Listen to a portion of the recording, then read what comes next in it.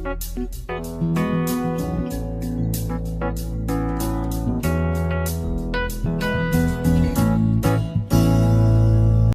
continuons avec nos ordonnances lévitiques. Nous sommes à l'ordonnance 389. Alors, nous allons toujours rester dans Exode et voir d'autres ordonnances qui ne sont pas des moindres. Donc, avec la grâce du Seigneur, bien sûr, nous essaierons de continuer à être éclairés parce que tout ceci n'est pas bien évident à comprendre. Il y a beaucoup d'images, il y a beaucoup de choses qui vraiment ont besoin d'une révélation pour qu'on puisse saisir non seulement leur sens, mais aussi leur importance. Alors, dans Exode 22, il y a d'autres ordonnances qui sont aussi toujours en lien avec ce qui concerne les préjudices, les réparations, tout comme nous avons vu tantôt précédemment. Alors, il y a une ordonnance tout de même qui est, disons, la dernière dans le chapitre 21 que nous avons vu précédemment. Et nous allons commencer par là, au dernier verset, le verset 37. Si un homme vole un bœuf ou un agneau et qu'il l'égorge ou le vende, il restituera 5 bœufs pour le bœuf et 4 agneaux pour l'agneau. Donc ici, de quoi est-ce qu'il est question? Déjà, on voit que c'était pratiquement le double que le voleur devait restituer. Et quand on voit notamment ceci, en tout cas pour ma part, cela me rappelle ce que l'apôtre Paul dit dans Éphésiens, un texte que j'ai souvent beaucoup aimé à citer parce que c'est un texte que le chrétien devrait vraiment, n'est-ce pas, saisir. Dans Éphésiens, il est parlé notamment de ceux qui volent. Et cela dit,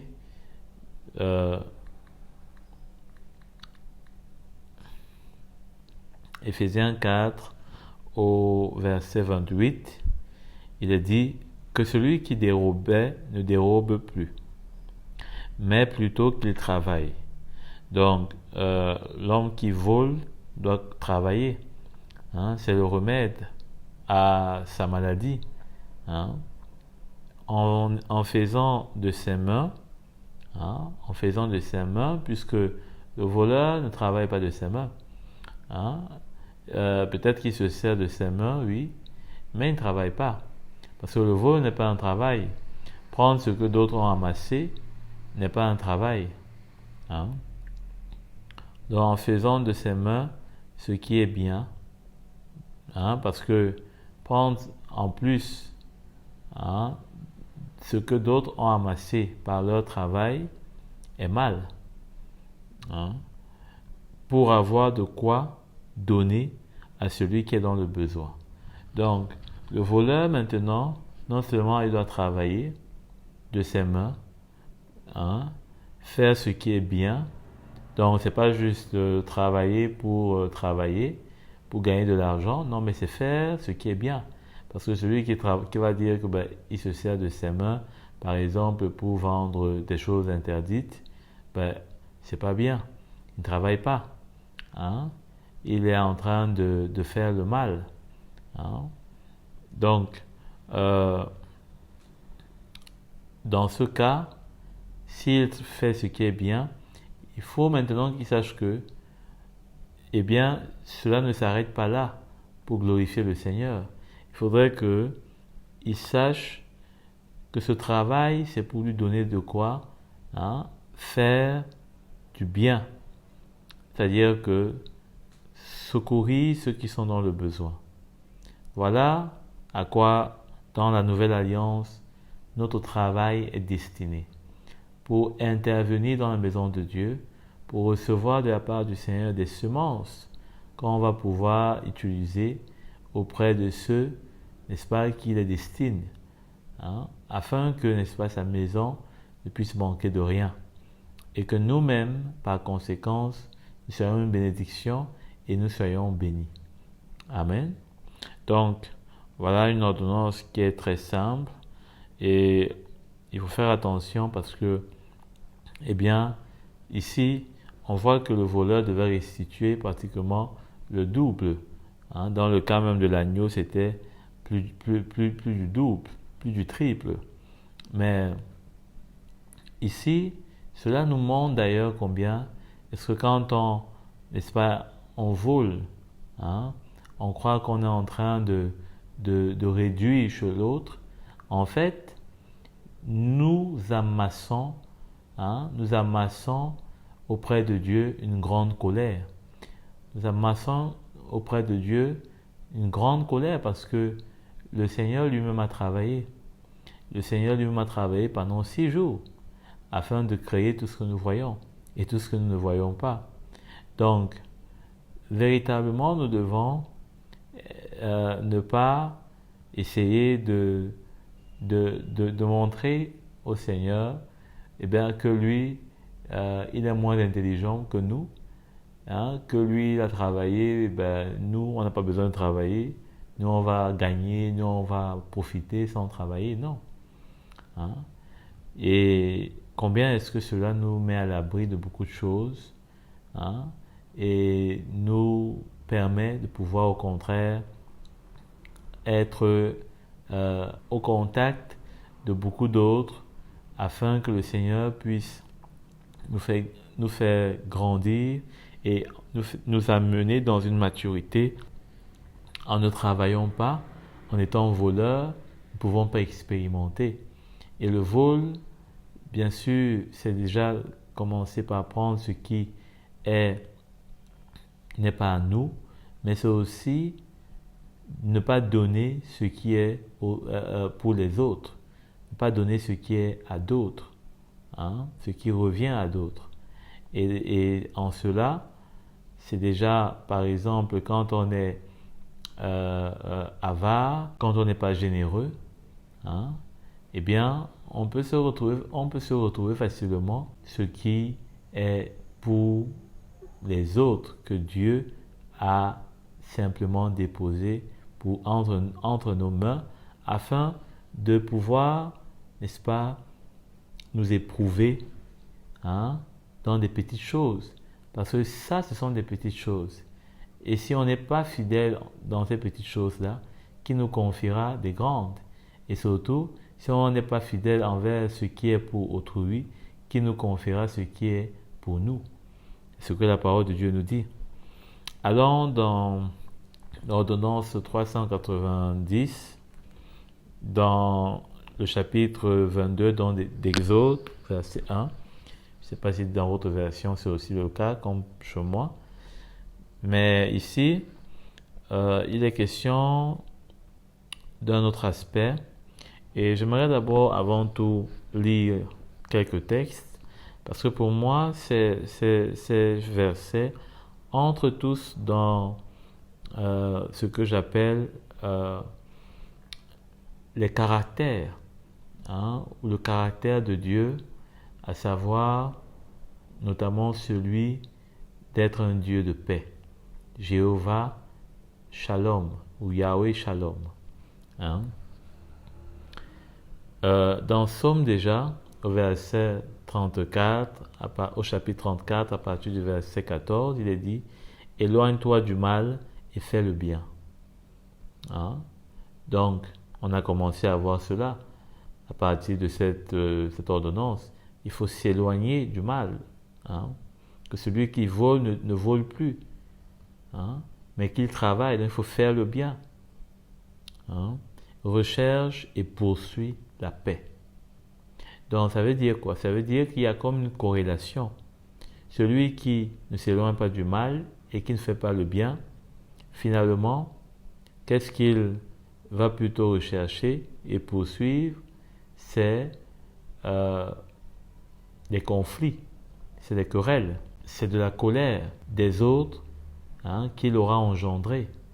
Parce que vous êtes bien d'accord avec moi que lorsque quelqu'un peut-être vous a arraché quelque chose, peut-être vous a volé, eh bien vous ne pouvez pas être tout souriant avec lui. Vous ne pouvez pas l'applaudir. Vous ne pouvez pas lui jeter des fleurs.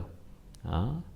Donc il va moissonner votre colère. Il faut faire, donc le Seigneur désire que nous puissions au contraire poursuivre la paix. Il dit bien de la poursuivre.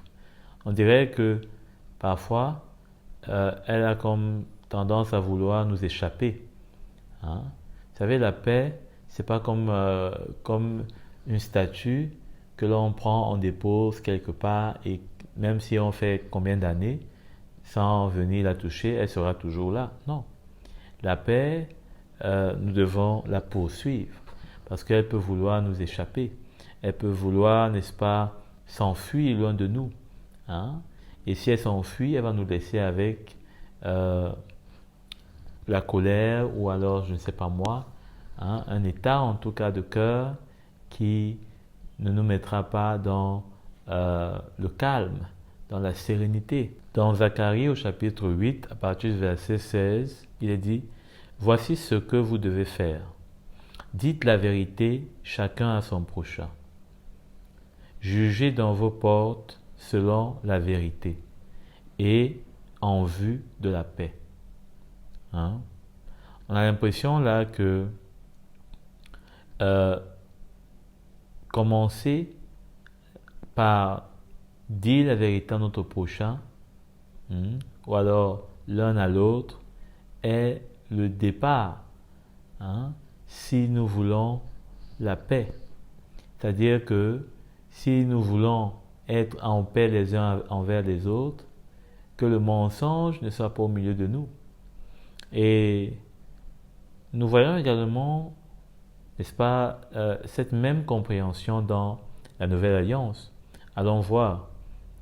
Dans Colossiens au chapitre 3, à partir du verset 9, il est dit « Ne vous mentez pas les uns aux autres, car vous vous êtes dépouillés du vieil homme et de ses manières d'agir. » Il parle ici, il montre comment est-ce que, eh bien, on doit se parler dans la vérité. Parce que quand il dit de ne pas nous mentir les uns les autres, ça veut dire nous parler dans la vérité. Ici, nous parler dans la vérité, ça ne veut pas dire que forcément nous devons dire tout ce que nous pensons, mais ça veut dire que nous devons pouvoir être capables, que ce soit de nous confronter les uns les autres, mais aussi de pouvoir, n'est-ce pas, mettre au clair ce qu'il y a dans nos cœurs, devant les uns les autres. C'est-à-dire que être capable de pouvoir appeler son frère, de lui dire voilà ce que j'ai contre toi. Donc, à la fin du verset 15, il est dit que la paix de Christ à laquelle vous avez été appelés pour former un seul corps règne dans votre cœur. Vous voyez maintenant? Donc, la paix va régner lorsque, notamment les éléments qui citent en haut, on place au milieu de nous.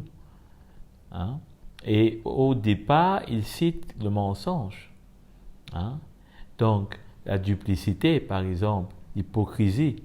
Et on part également dans 1 Timothée, pour retrouver ce qu'il dit là. On peut voir aussi avec l'apôtre Jacques qui dit la même chose.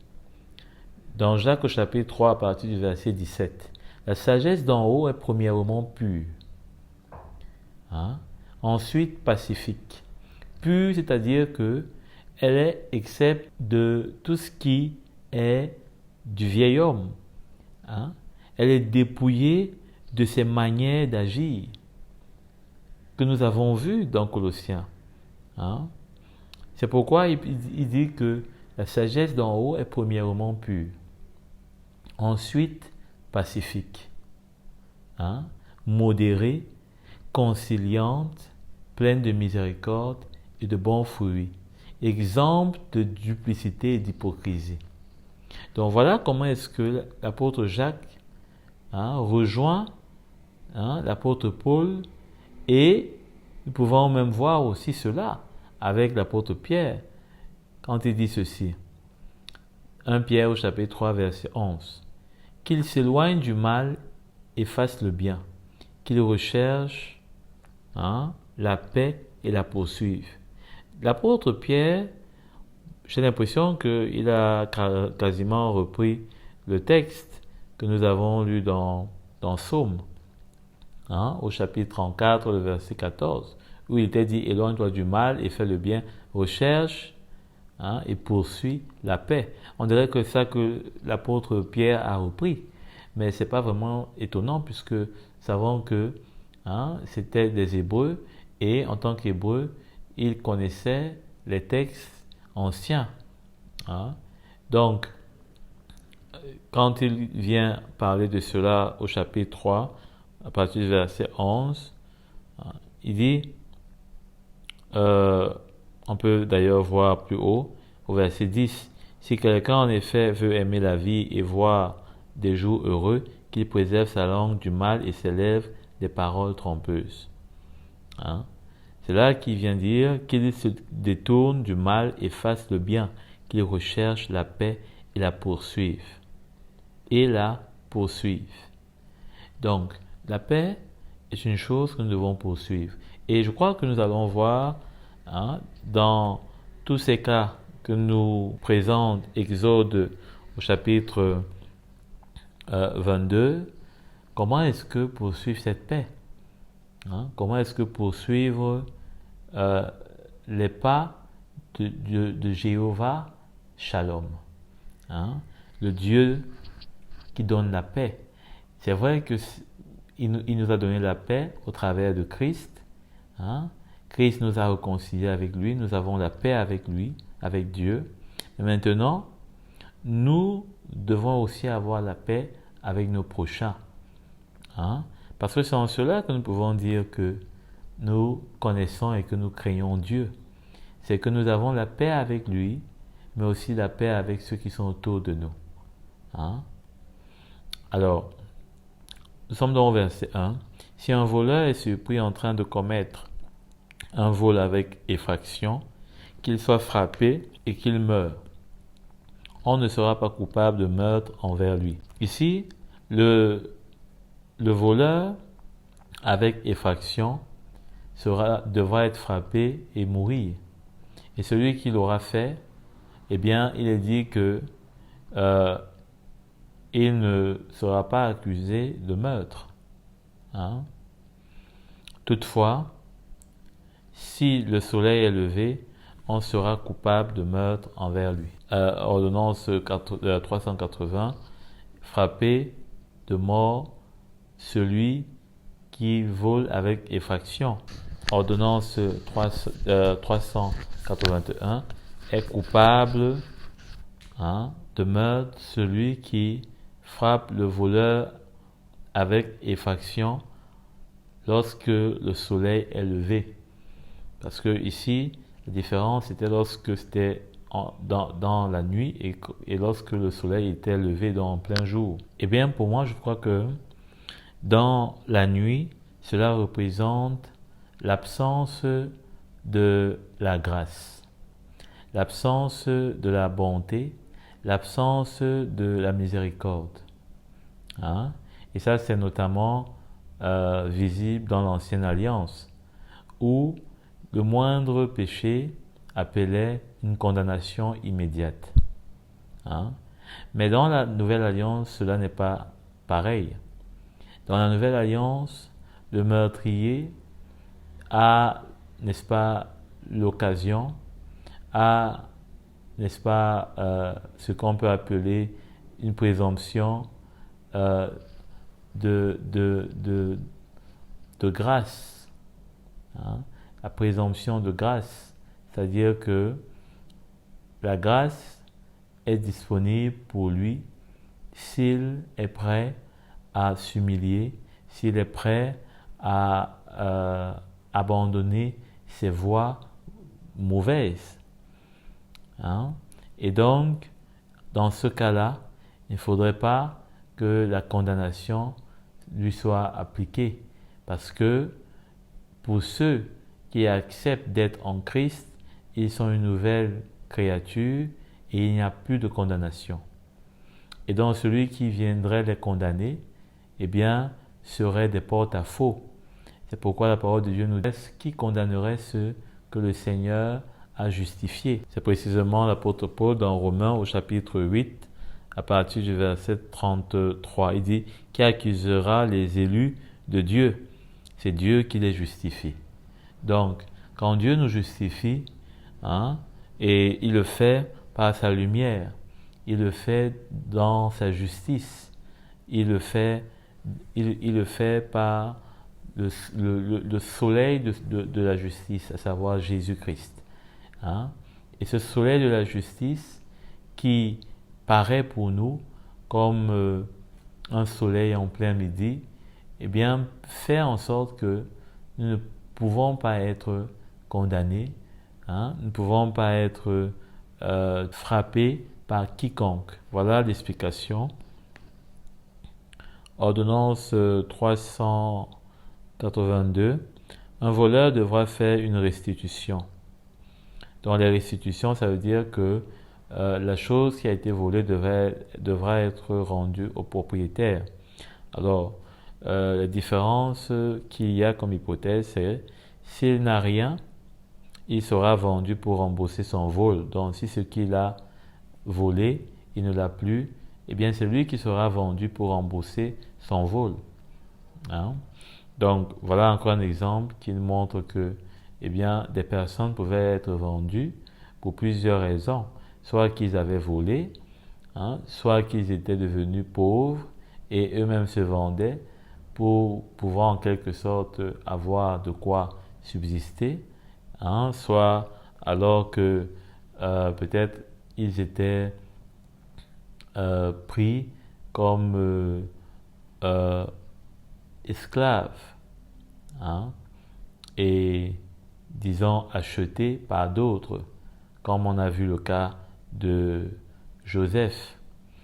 Donc voilà, ordonnance 383. Si ce qu'il a volé, au verset 3, bœuf, âne ou agneau est encore vivant entre ses mains, il fera une restitution au double. Donc, on a vu d'ailleurs que dans le verset 37 du chapitre 21 d'Exode, il devait pratiquement faire le double. Donc c'est ce qui est confirmé encore ici. Et dans le cas où il n'a pas, eh bien, c'est lui-même qui sera vendu pour rembourser. Donc, quoi qu'il en soit, il fallait rembourser, il fallait que ce qui a été volé soit restitué au propriétaire. On ne pouvait pas être juste on ne pouvait pas juste commettre quelque chose qui est mal et tourner la page comme ça, comme si rien ne s'était passé. Alors cela doit nous apprendre et nous enseigner à être des personnes qui reviennent sur leurs traces, pas pour se condamner, pas pour, je sais pas moi, recevoir une pitié, mais chercher toujours à pouvoir mettre au clair, n'est-ce pas, ce qui a pu se passer. Si peut-être dans le passé on a été quelqu'un qui faisait des choses horribles, s'il nous est arrivé peut-être de croire au Seigneur, de donner nos vies au Seigneur, ou bien alors peut-être on est dans le Seigneur mais on a fait des choses par ignorance, il faudrait pouvoir être capable de chercher à corriger les erreurs, et pas juste faire comme si la chose n'a plus lieu d'être considérée, parce que parfois il arrive qu'on a laissé des traces, des blessures dans les cœurs, et parfois on a aussi laissé même une mauvaise image et tout, et cela peut porter préjudice à notre témoignage, et être comme une confusion, alors même que dans notre cœur, on sait l'expérience, on sait le parcours, n'est-ce pas, qui a été le nôtre. Donc, allons d'ailleurs voir ce que la parole de Dieu nous dit dans la Nouvelle Alliance concernant cela. Dans Matthieu 18 au verset 15, il est dit, plutôt dans Matthieu 5 au verset 23, si donc au moment de présenter ton offrande devant l'autel, tu te souviens que ton frère a quelque chose contre toi, laisse là ton offrande devant l'autel, va. Donc on connaît ce texte et cela doit donc nous montrer que au-delà simplement de vouloir faire une démarche parce qu'on veut donner notre offrande, hein, on va essayer de faire une démarche qui va, disons en quelque sorte, nous donner bonne conscience au moment de faire notre offrande, mais on ne doit pas seulement considérer l'offrande qu'on veut donner au Seigneur, mais on doit aussi considérer l'état dans lequel notre frère, notre sœur peut être, et cela doit nous amener aussi à pouvoir aller au-devant de lui et briser notre cœur si cela peut réparer le sien, afin que, n'est-ce pas, on puisse non seulement avoir le témoignage de Dieu, hein, qui nous justifie, mais aussi le témoignage de notre frère, de notre sœur, qui aussi nous gratifie. Hein. Ordonnance 384 au verset 4. Si un homme fait brouter son bétail dans un champ ou une vigne et qu'il le laisse aller brouter dans le champ d'un autre, il donnera en dédommagement le meilleur produit de son champ et de sa vigne. Hein? Le meilleur produit de son champ et de sa vigne. C'est ce qui est intéressant, c'est que la personne ne va pas seulement donner, eh bien, peut-être quelque chose qui provient aussi de son champ, mais il va donner ce qu'il a de meilleur. Hein? Et il va ainsi dédommager son frère. Hein? Parce que, après tout, son frère n'a pas voulu que son bétail, c'est-à-dire que son troupeau, disons, d'agneaux ou je ne sais pas moi quoi, puisse, hein, déferler, hein, se retrouver dans son champ. Hein? Il n'a rien demandé. Et maintenant qu'il y a un problème, hein, son frère, la moindre des choses serait de pouvoir quand même le consoler avec ce qu'il y a de meilleur. Hein. Ça montre comment est-ce que parfois nous pouvons avoir des cœurs qui ne sont pas vrais. Parce que peut-être que nous savons que nous sommes à l'origine d'un problème et pour essayer de calmer la situation, on va faire notre minimum, hein, notre minimum au lieu de faire notre maximum.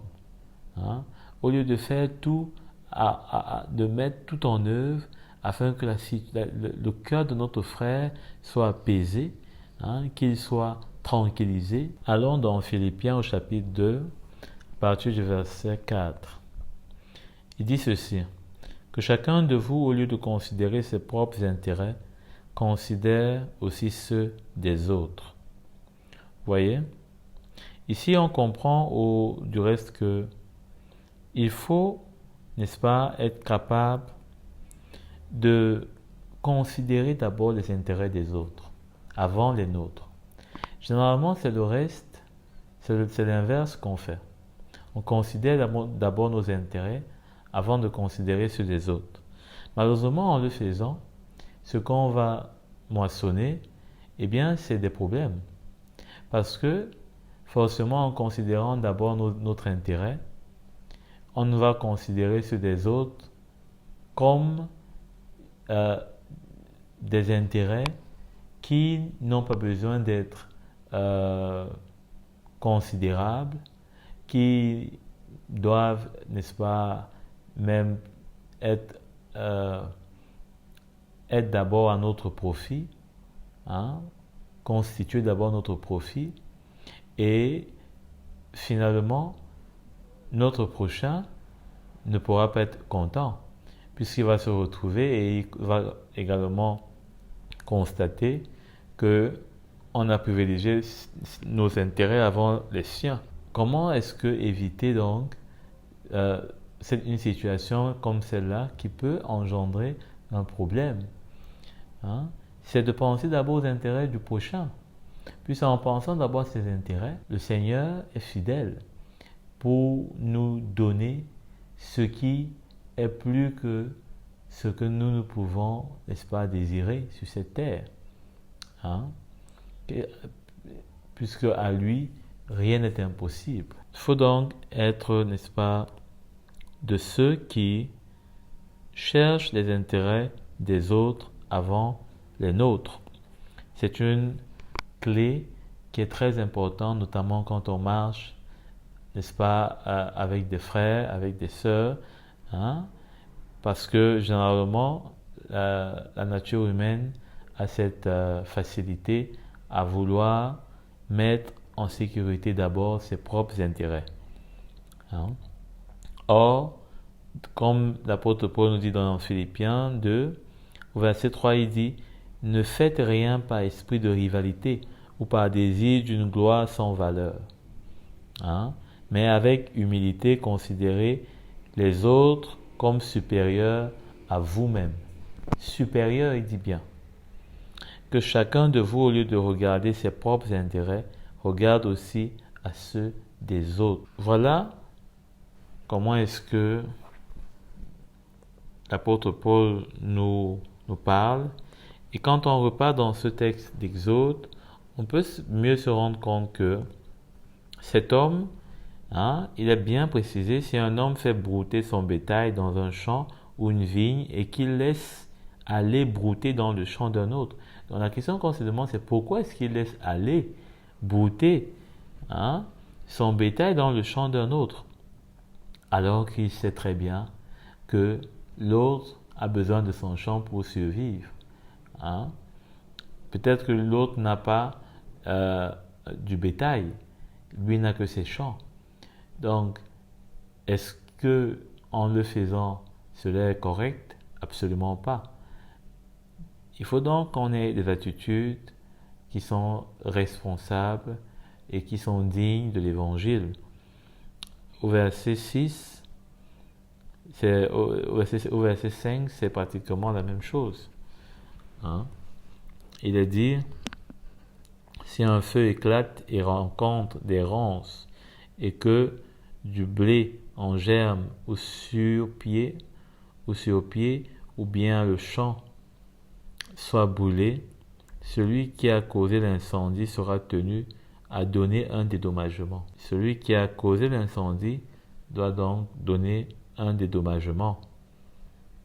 Je crois que ici ça parle de celui notamment qui a offensé son prochain, hein?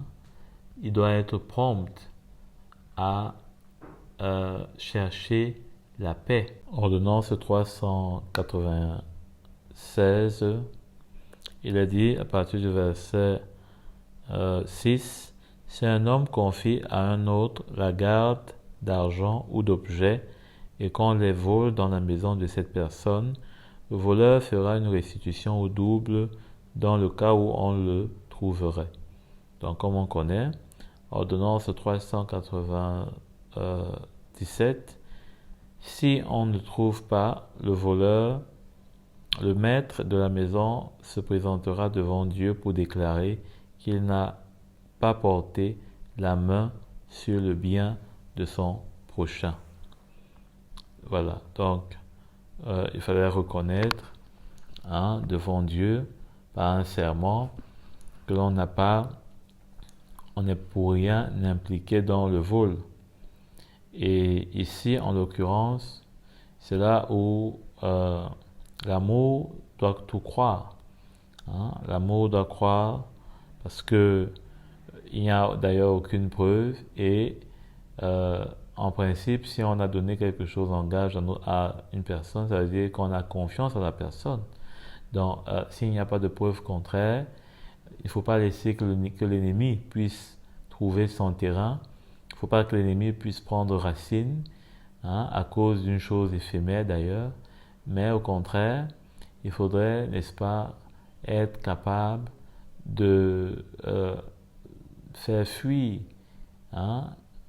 Il faudrait être capable que nous puissions accepter ce que nous dit notre prochain, notre frère, notre sœur, etc., jusqu'à peut-être preuve de contraire.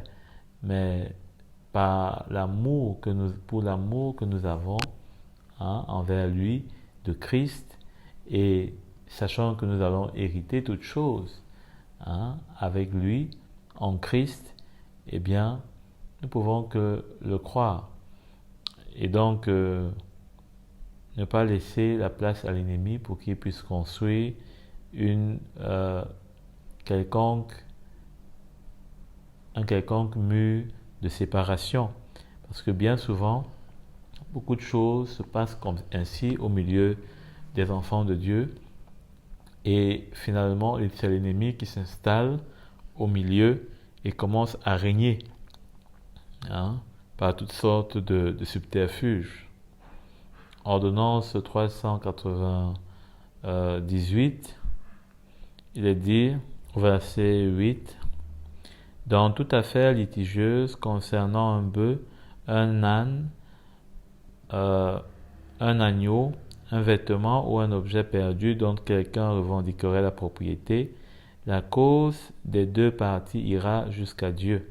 Celui que Dieu condamnera fera à son prochain une restitution au double. » Donc, à lui la vengeance, à lui la rétribution.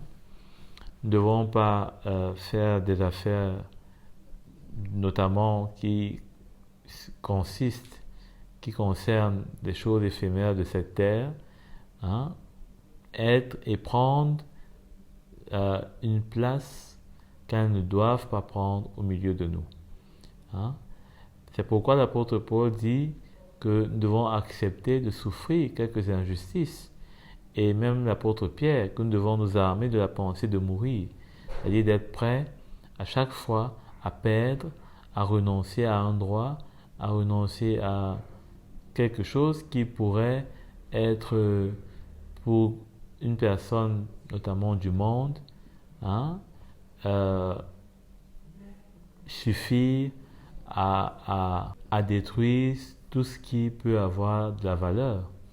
Mais dans le Seigneur, nous ne sommes pas de ceux qui donnons à l'ennemi l'occasion de détruire l'œuvre de Dieu. Parce que nous voulons bâtir l'œuvre de Dieu. Et donc pour cela, nous ne devons pas accepter une quelconque confusion de l'ennemi au milieu de nous. Cela ne veut pas dire que ce que nous avons, nous pouvons négliger cela ou que d'autres doivent négliger cela et ne plus considérer aucune valeur de quoi que ce soit, mais pour nous ou à celui peut-être qui peut être, je peux dire, victime, ou je sais pas moi, victime c'est pas le bon mot, propriétaire de ce sur quoi peut porter un problème, eh bien, doit être le premier à mettre en avant le royaume de Dieu en premier, à tout faire pour que, eh bien, ce qui peut être pour lui un objet ou un sujet de scandale et de chagrin et de division de l'œuvre de Dieu, eh bien que ce ne soit pas sur sa tête que cela puisse, n'est-ce pas, se passer, que ce ne soit pas dans sa tête que cela puisse se former. Amen. Donc, qu'il ne puisse pas porter les marques de l'instrumentalisation de l'ennemi contre l'Église, contre les frères et les sœurs que Dieu a rachetés et que Dieu construit et veut amener à la perfection. Amen. Donc on doit faire très attention à cela. Ordonnance 399. Si un homme confie à un autre la garde d'un âne, d'un bœuf, un agneau ou un autre animal et que l'animal meurt, se casse un membre ou soit enlevé sans que la personne ne l'ait vu, on fera intervenir entre les deux parties le serment au nom de l'Éternel. Celui qui a eu la garde de l'animal déclarera qu'il n'a pas porté la main sur le bien de son prochain. Alors, ce serment au nom de l'Éternel, c'est ce que Jésus a demandé de ne pas faire, de ne pas jurer, n'est-ce pas, sur le nom de l'Éternel. Allons voir d'ailleurs cela. Dans Matthieu au chapitre 5, à partir du verset 34, il est dit « Mais moi, je vous dis de ne pas jurer, ni par le ciel, parce que c'est le trône de Dieu, ni par la terre, parce que c'est son marchepied. » Hein? Donc on doit faire attention, parce que effectivement, le fait de jurer, eh bien, c'est finalement prendre le Seigneur et faire de lui celui qui nous donne d'être justifié devant notre frère. Mais ce n'est pas comme ça que le Seigneur dans la Nouvelle Alliance opère. Parce que dans la Nouvelle Alliance, le Seigneur est celui qui ne veut pas seulement me justifier moi, mais il veut aussi justifier mon frère. Il ne veut pas seulement que, je sois juste devant mon frère, mais il veut que mon frère soit aussi juste devant moi. Donc, il prend son nom. Pourquoi d'ailleurs? Parce que il le dit plus bas. Au verset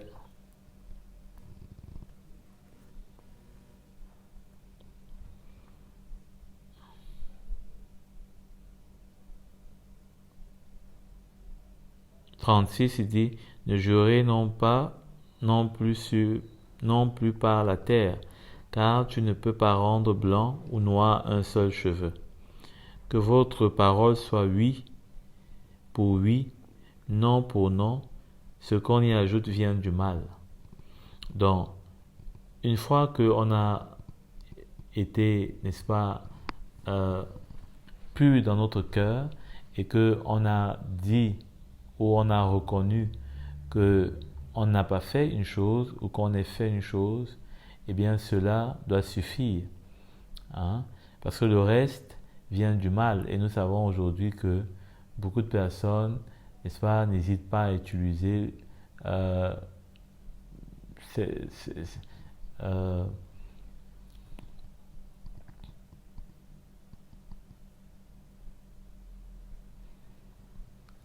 ces différentes façons de jurer pour notamment mentir et convaincre simplement celui qui est en face. Donc, on ne peut d'ailleurs pas du tout changer quoi que ce soit en jurant, parce que quand on jure, l'Éternel ne descend pas avec une foudre pour nous frapper. C'est pourquoi il dit que car tu ne peux rendre blanc ou noir un seul de tes cheveux. Donc, le fait de jurer n'a finalement aucune incidence ou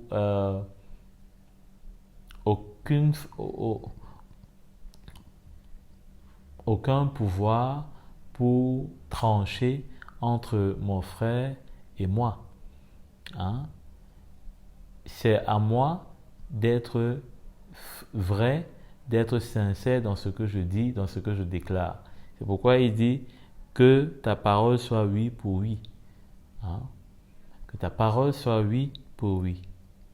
Donc il ne faut pas un oui mais non. Qu'elle soit oui pour oui, hein, et que cela soit accepté comme tel. Amen.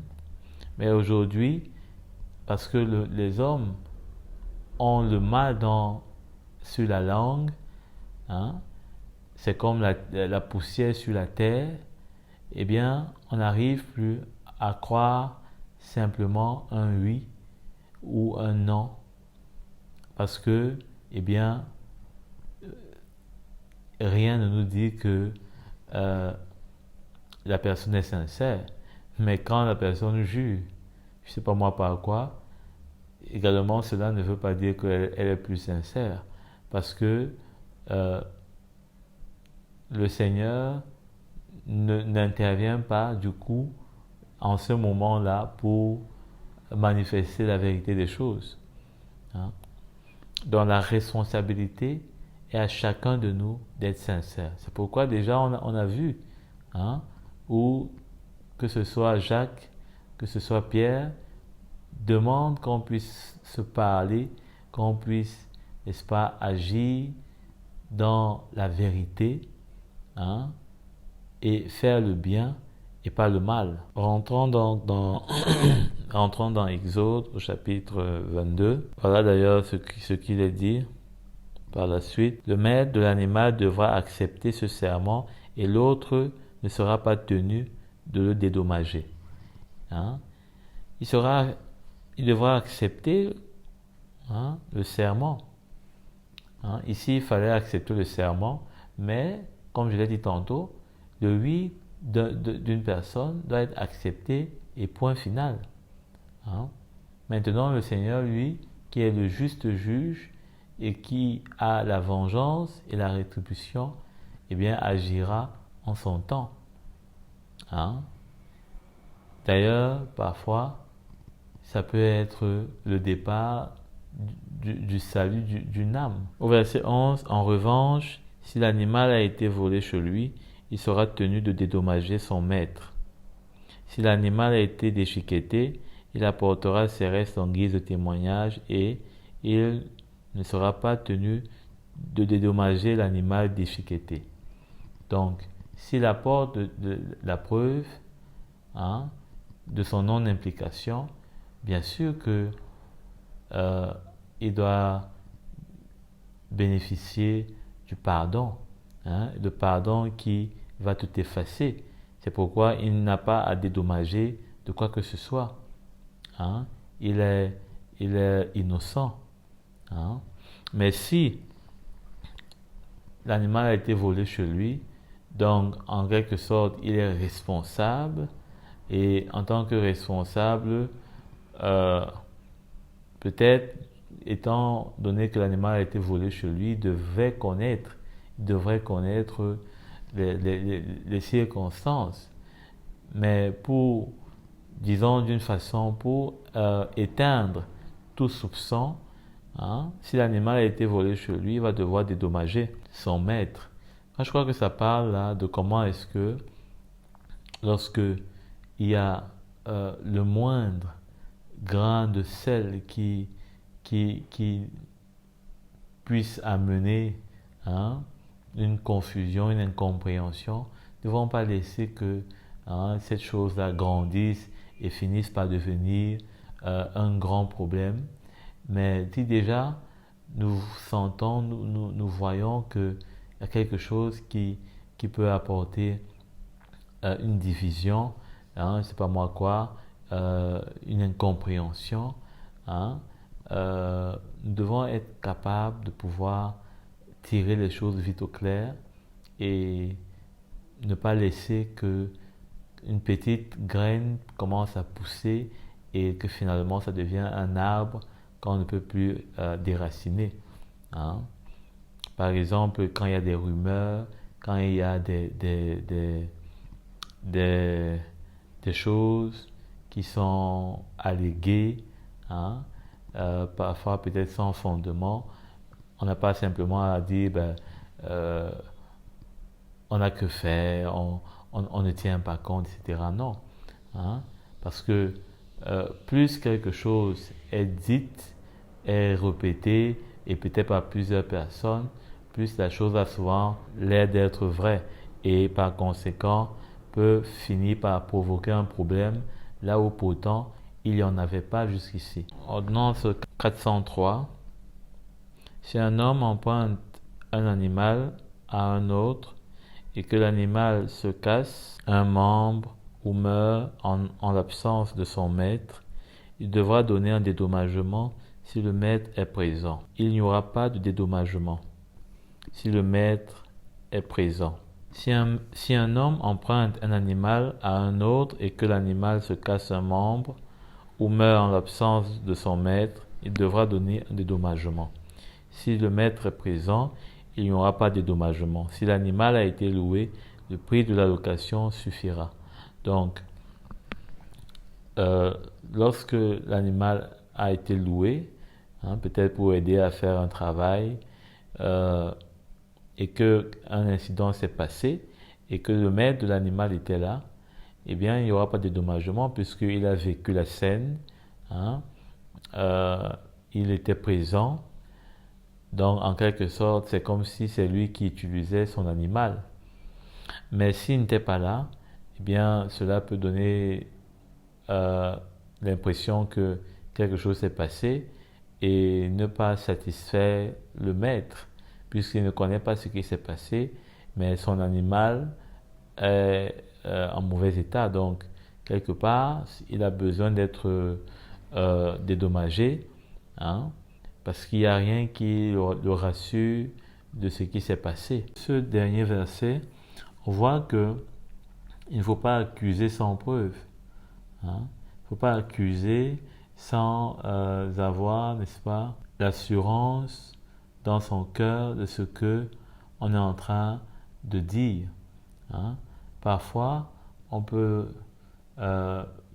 juger des choses qu'on ne connaît pas, par exemple à l'apparence, à l'apparence, et combien le Seigneur à maintes reprises, eh bien, a montré que lui, il n'était pas celui qui juge d'après l'apparence, mais il juge d'après, n'est-ce pas, le cœur qu'il voit. Et nous avons l'Esprit de Dieu qui sonde Dieu et donc qui peut sonder également tous ceux qui sont devant de nous et qui peut donc nous donner cette paix, cette assurance pour pouvoir juger, n'est-ce pas, en fonction du témoignage que l'Esprit de Dieu a, que ce soit pour quelqu'un, pour une affaire, parce que sinon, on peut se tromper. On peut se tromper et dans ce cas, n'est-ce pas, il n'y a aucun dédommagement qui doit être pour nous. Mais dans le cas où, eh bien, quelque chose est certain, eh bien, le frère ou la sœur doit poser des actes qui vont permettre qu'il y ait une restauration dans la relation ou alors, je ne sais pas moi, dans le cœur, afin que chacun puisse voir, n'est-ce pas, comme le Seigneur voit, et ne pas simplement s'arrêter à ce qui s'est passé ou à ce qui semble avoir été. Parce que le cœur de l'homme peut changer en une minute et le Seigneur voit tout cela parce que à lui rien n'échappe. Amen.